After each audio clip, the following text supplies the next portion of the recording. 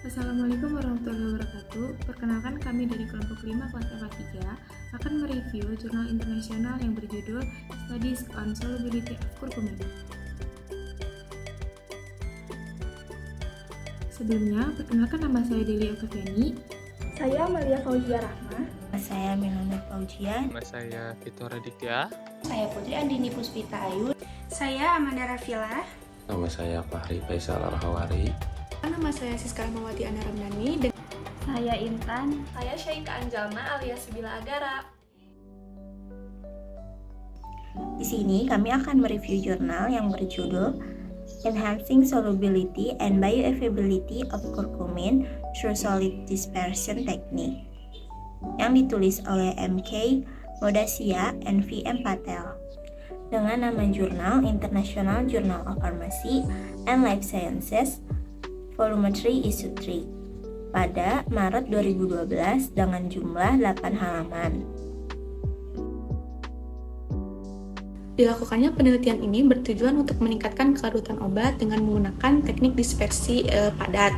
Sistem binder padat dapat dibuat menggunakan perbandingan obat dengan polimer yang berbeda-beda. Contohnya 1:1, 1:4, dan 1:8 dengan polyethylene glycol 4000 dan 6000. Itu pun dengan menggunakan teknik yang berbeda-beda, contohnya seperti pencampuran fisik dengan menggunakan metode pelaburan dan penguapan pelarut. Selanjutnya, masalah penelitian dari jurnal ini adalah pertama, bagaimana kelarutan kurkumin ditingkatkan dalam dispersi padat dan metode apa yang digunakan untuk tujuan ini. Kedua, bagaimana kompatibilitas kurkumin dan dispersi padatnya diselidiki dan teknik analisis apa yang digunakan untuk tujuan ini. Kerangka pemikiran pada penelitian ini didasarkan pada premis bahwa meningkatkan kelarutan dan laju pelarut kurkumin melalui teknik dispersi padat dapat meningkatkan ketersediaan hayati dan hasil terapeutik.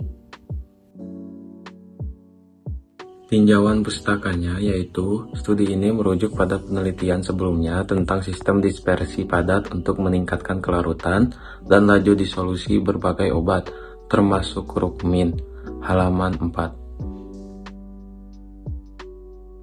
Yang selanjutnya adalah populasi dan sampel.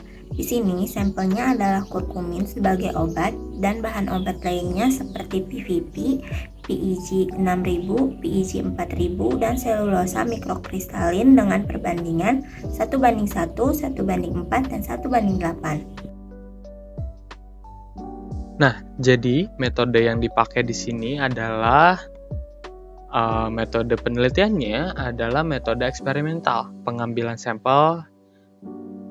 sampelnya yang di sini adalah persiapan dispersi padat, yang mana metode lelehan panas pembawa PEG 4000 dan 6000, rasio obat kurkumin adalah 1:4, 1:1, dan 1:8. Pembawa dicairkan dan kurkumin dicampur sambil diaduk lalu didinginkan. Nah, lalu yang kedua ada metode penguapan pelarut. Pembawanya adalah PEG 4000, PEG 6000, dan PVP K30. Pelarutnya kita menggunakan alkohol, lalu rasio obatnya pembawa kurkumin atau polimer adalah 1:1:2. Alkohol diuapkan untuk mendapatkan dispersi padat. Lalu yang ketiga pencampuran fisik. Kurkumin dan polimer dicampur merata menggunakan tristasi disimpan dalam diskator sampai digunakan.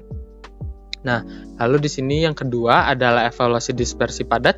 Yang pertama itu studi kelarutan. Dispersi padat dispersikan dalam air suling dan diukur serapannya pada 425 nm. Nah, studi disolusi in vitro.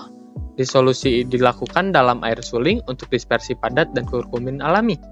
Lalu yang ketiga di sini ada studi interaksi eksipien, kromatografi lapis tipis atau TLC, spektrofotometer FTIR untuk menganalisis IR, mikroskop elektron pemindai SEM untuk morfologi permukaan, pola difraksi sinar X untuk analisis kristalinitas. Lalu yang terakhir di sini ada metode pengumpulan dan analisis datanya. Data dari studi kelarutan disolusi, TLC, IR, SEM, dan sinar X dikumpulkan dan dianalisis untuk mengevaluasi peningkatan kelarutan dan bioavailabilitas kurkumin.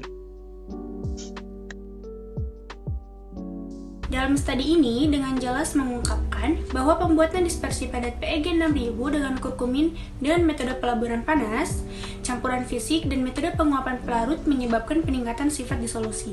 Peningkatan tertinggi dalam kelarutan dan pelepasan obat in vitro diamati pada dispersi padat yang dibuat dengan PEG 6000 dengan metode lelehan panas. Nah, laju disolusi dispersi padat yang dibuat dengan campuran fisik dan metode penguapan pelarut lebih tinggi dibandingkan dengan obat murni. Analisis termal menunjukkan bahwa obat hadir dalam bentuk amorf pada konsentrasi PEG 6000 yang tinggi. Dispersi padat yang dibuat dengan metode lelehan panas sangat penting dari sudut pandang kamera serial karena meningkatkan profil disolusi obat yang sukar larut seperti kurkumin. Dari jurnal yang telah diteliti, dapat disimpulkan bahwa teknik dispersi padat, terutama menggunakan polimer seperti PEG 6000 dan PEG 4000, dapat secara efektif meningkatkan kelarutan dan laju disolusi kurkumin yang berpotensi meningkatkan ketersediaan hayati dan efektivitas terapeutiknya. Kelebihan yang terdapat dalam jurnal ini yaitu, yang pertama, penelitian ini memberikan informasi yang berguna untuk pengembangan formulasi farmasi kurkumin dengan kelarutan dan disolusi yang lebih baik. Hal ini dapat bermanfaat untuk pengaplikasian terapeutik kurkumin.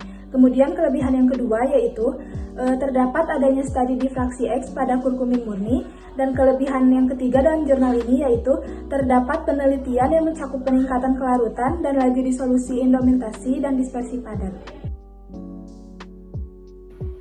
Jurnal tersebut memiliki beberapa kekurangan yang dapat diperbaiki, misal seperti metode penelitian yang tidak terlalu jelas.